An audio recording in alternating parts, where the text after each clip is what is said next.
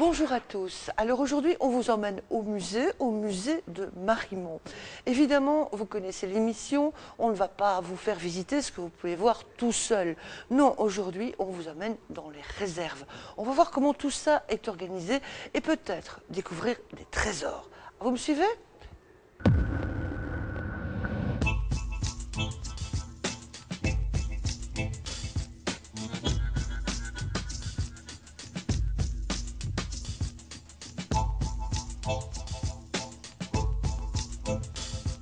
Alors, messieurs, dames, on ouvre grand les yeux, car nous entrons dans le Saint des Saints, dans une caverne d'Ali Baba. Nous entrons là où seuls quelques élus peuvent pénétrer, les réserves du musée. Ici, ce sont des milliers d'objets de valeur qui sont entreposés. Valeurs scientifiques, valeurs historiques ou plus platement, valeurs marchandes. Bref, des milliers d'objets précieux. 40 000 objets vraisemblablement, à 50 000 peut-être, auxquels il faut ajouter les autographes et les ouvrages d'art, les ouvrages de bibliophilie, les livres précieux.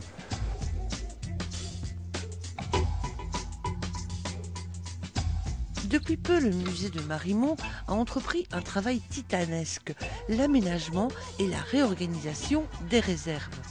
C'est un travail vraiment considérable et qui est pionnier probablement en communauté française parce que ce sont d'importants moyens humains et des moyens financiers aussi considérables qui ont été accordés à ce qui est essentiel, à savoir des réserves qui réunissent des conditions favorables, des conditions environnementales favorables pour la préservation des collections.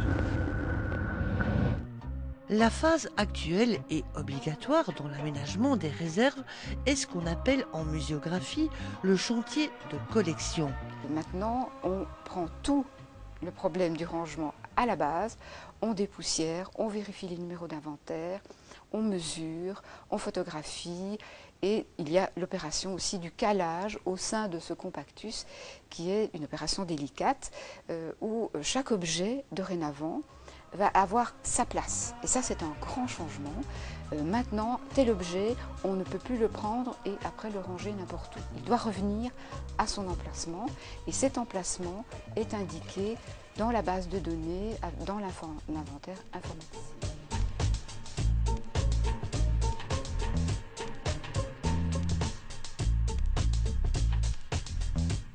Le temps où les conservateurs de musées gardaient jalousement leur collection à l'abri des regards est bel et bien révolu. Le musée est sur le net et peu à peu, les œuvres sont numérisées pour aller aussi sur la toile. Alors, première étape pour la numérisation, la photographie. Ça ne suffit pas. Il faut associer aux images toute une série de données. Et donc, ici au musée de Marimont, nous avons un logiciel qui s'appelle Micromusée, qui nous sert à gérer cet inventaire informatisé que nous mettons à jour constamment. Et à partir des données qui figurent dans cet inventaire informatisé, nous pouvons basculer ces informations sur Internet. Donc via notre site, mais aussi via Europeana bientôt, et dans le cadre de la communauté française, via leur propre projet à eux.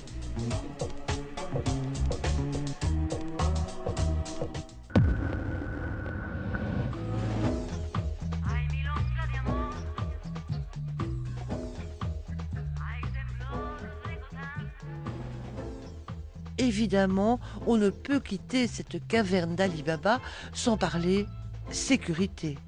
Oui, c'est vrai que l'aspect sécuritaire d'une réserve est essentiel, effectivement. On a plein d'objets précieux de grande valeur dans nos réserves, c'est certain. Et c'est la raison pour laquelle, évidemment, la sécurité, la sûreté, vol incendie, la sécurité anti-intrusion sont des critères auxquels on attache beaucoup d'importance, comme tout musée, en fait. Est-ce que l'idée que vous aviez des musées est en train de se dépoussiérer? On l'espère parce que vous l'avez vu ici à Marimont. En tout cas, on fait le ménage et même dans les réserves. Voilà, ici s'achève le numéro d'aujourd'hui. On se retrouve très prochainement pour d'autres aventures.